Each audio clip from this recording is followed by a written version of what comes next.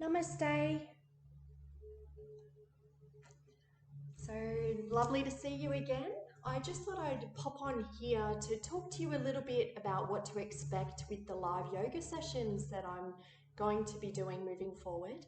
Obviously, I can't open up this beautiful space to anyone at the moment, so I will be tuning in online and delivering some beautiful yoga sessions to you online. So I just wanted to explain what to expect. So, for some of you, it may be your very first experience with yoga, and just wanted to talk a little bit about expectations. So, sometimes when we have expectations, we can set ourselves up to feel a little disappointed.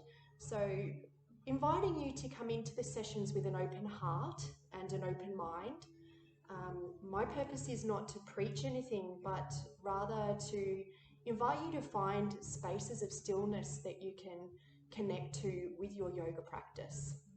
So, the beauty of the breath and connecting your breath with your movement.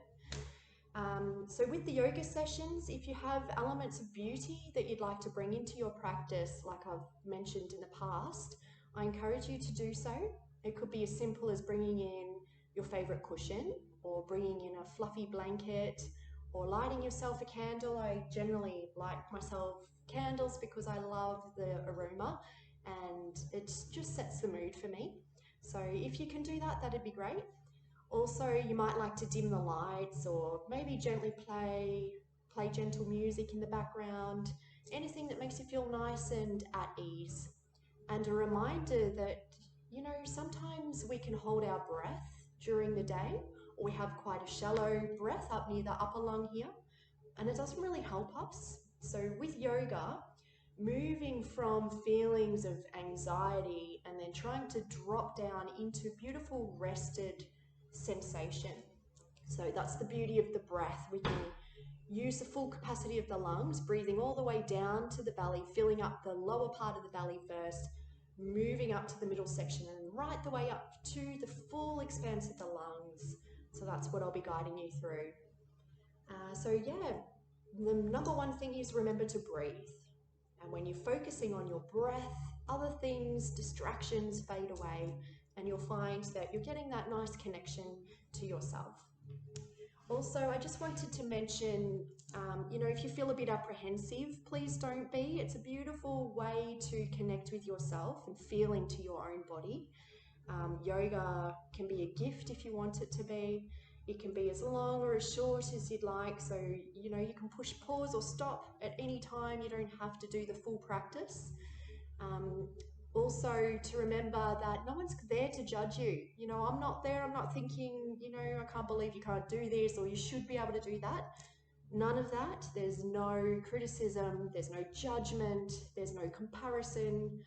You know, it's your practice, and the purpose is for you to feel good. So, always working to a level that feels good for you, comfortable for you. It's okay to push yourself a little, but you never want to get into any pain. So, easing off in any posture if it's difficult at any time. So listening to your body is key, listening to your breath is key. And I also wanted to share with you that yoga isn't a religion, so I'm not here to preach. I'm actually been brought up with beautiful values, Catholic values, and I find that yoga complements that beautifully. It's a beautiful marriage between two beautiful spiritual practices. And the postures of yoga is just one element. There's eight levels in yoga, and I'm going to briefly mention a couple of the other limbs of yoga with you. So we have the yamas.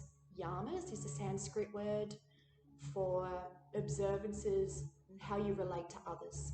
Okay, so Sanskrit is an Indian language, but English is derived from it. So it might sound foreign, but that's okay. I won't overwhelm you with too much Sanskrit. I'll always explain in English what it means. So with these beautiful yamas, the ethical standards, there's 5 factors, and I try to weave these into the classes, the sessions. The first is ahimsa, which means non-violence. Non-violence in your thoughts, your words, your actions, your deeds. So pretty clear. You don't want to harm yourself in your yoga practice. So yeah, finding that, that fine line, that threshold between discomfort and pain, never into pain. And of course, treating people how you want to be treated. The second level or element of the yamas is satya, and that is truthfulness. So how do you speak to yourself? How do you speak to others? Is it true? Is it necessary? Is it kind? Something to think about. So think before you speak, practice the pause, before you're quick to make a comment. Is it necessary? Is it kind? Is it truthful? So just something to think about. The third yama is asteya, meaning non-stealing. So we want to live a beautiful, benevolent life. So, no need to steal, being content with what you have. These weave into the niyamas, which I'll mention shortly. So yeah, non-stealing, having a clear mind, clear values. The fourth one is brahmacharya, which means self-restraint. So it can be interpreted any way you like.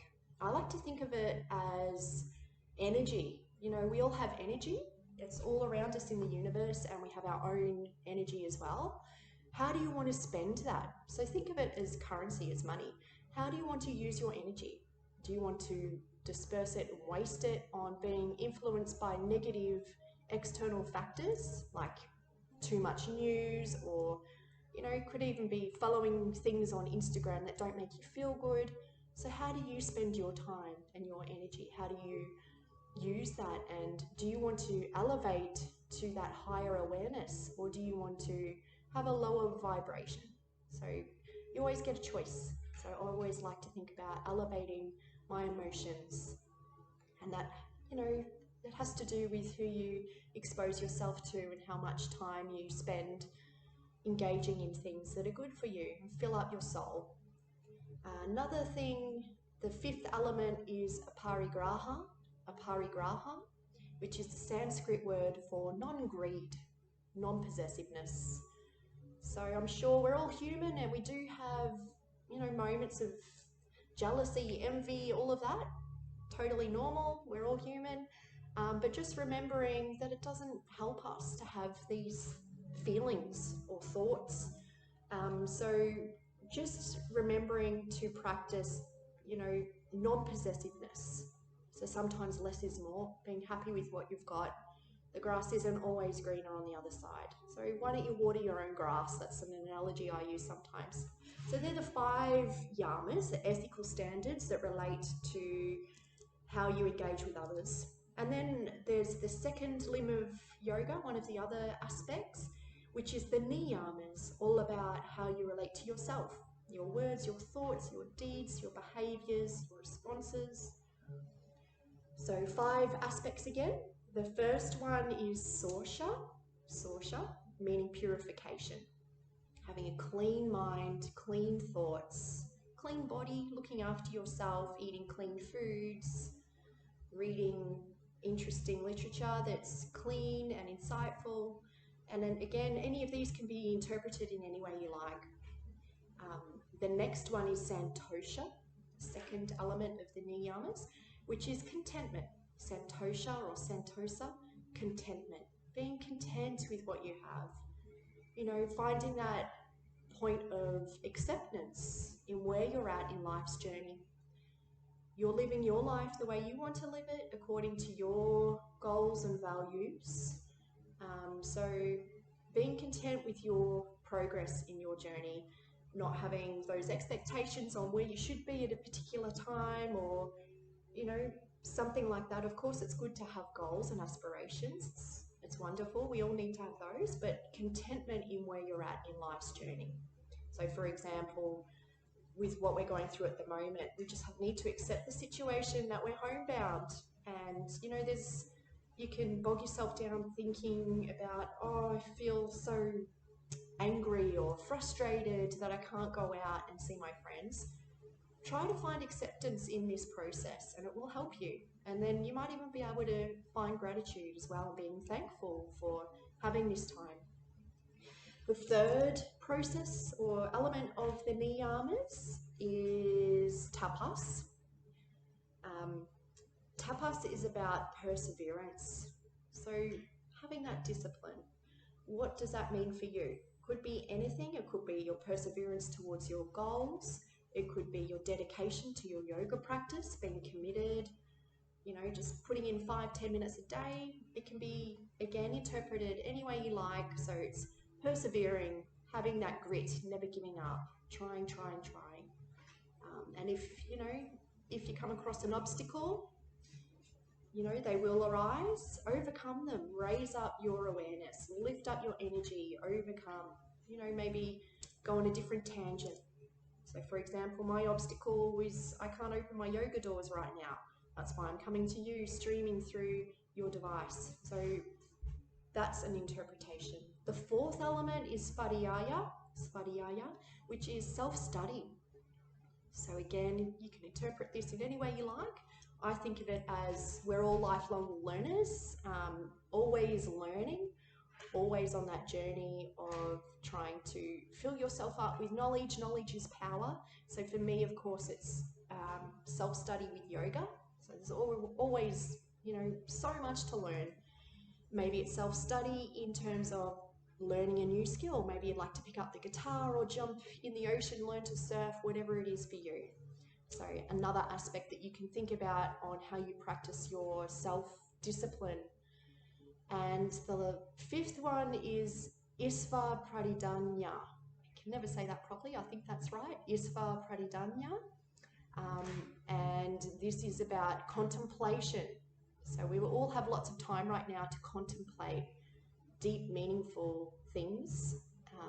Maybe you're connecting back to your faith, or maybe you'd like to learn more about yourself and your spirituality and trying to tune in to your higher self, having that connection with that higher aspect, whether it be connecting with the universe, connecting with God, Allah, Buddha, whatever that is to you, and trying to raise your vibration with what you do, what you say, how you say it, and knowing that, this is all part of the divine plan.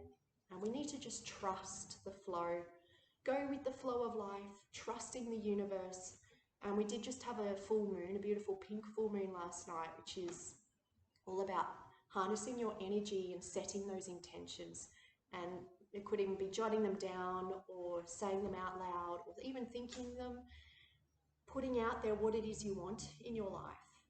The universe is always listening. So focusing on what you want in life rather than what you don't have or you could have or you should have. What do you want? And then making it achievable. Little baby steps every day to, be on your path to what it is you're supposed to be doing in life, which is another word, dharma, something I'll go into another time. Your duty, your purpose.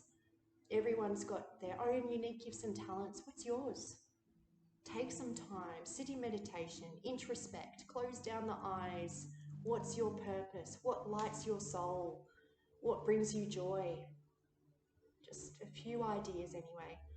So I just wanted to share that with you before we delve into our first live yoga session. Thought it was important to share some elements of yoga philosophy with you. And I will try my best to weave them in subtly into classes, and I will offer the English translation too, so it's not overwhelming. But pretty much I'd like you to go in with an open heart, open mind. You can just tune out and just watch the movements that I do and, vary them to your body. Use props or cushions if something feels uncomfortable. You can always come back into child's pose whenever you like, and I'll talk about child's pose. So just wanted to come on and share that with you. Thank you for taking the time to listen. It's been my pleasure. Namaste.